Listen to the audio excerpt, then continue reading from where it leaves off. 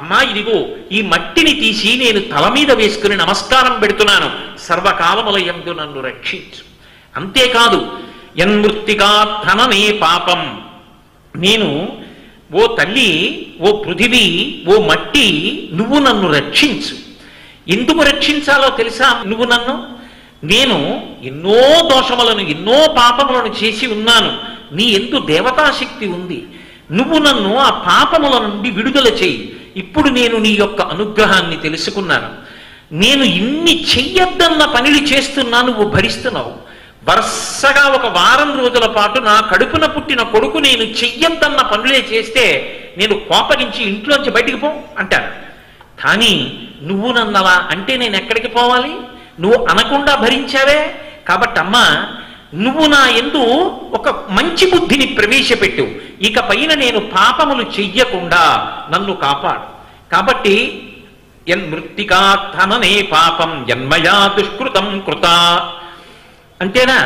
నువ్వు మృత్తికా బ్రహ్మదత్తాసి కాశ్యపేనాభిమంత్రిత. ఈ భూమి నా సొత్తు కాదు.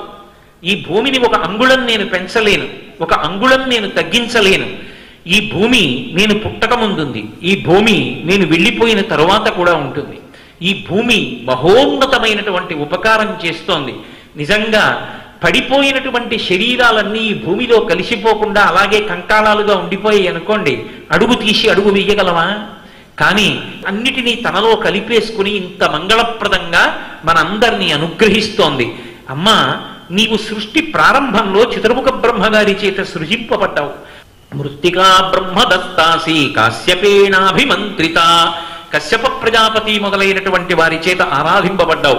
యథార్థమునకు దానికి కాశ్యపి అన్న పేరు ఎందుకు వచ్చిందంటే, భూమిని అంతటినీ గెలిచినటువంటి మహానుభావుడు పరశురాముడు ఒకప్పుడు కశ్యప ప్రజాపతికి ఈ భూమిని ధారపోసేశాడు. కాబట్టి నువ్వు కాశ్యపి అన్న పేరుతో కీర్తింపబడుతున్నటువంటి దానివి. కాబట్టి తల్లి, నువ్వు నన్ను అనుగ్రహించు. నువ్వు నాకు దేహి మే పుష్టిం త్వయి సర్వం ప్రతిష్ఠితం, నాకు పుష్టిని కలుగచి, నీ యందు సర్వము ప్రతిష్ఠింపబడింది. ఇది అక్కడ ప్రధానమైన విషయం. అందుకు భూమికి నమస్కరిస్తుంది.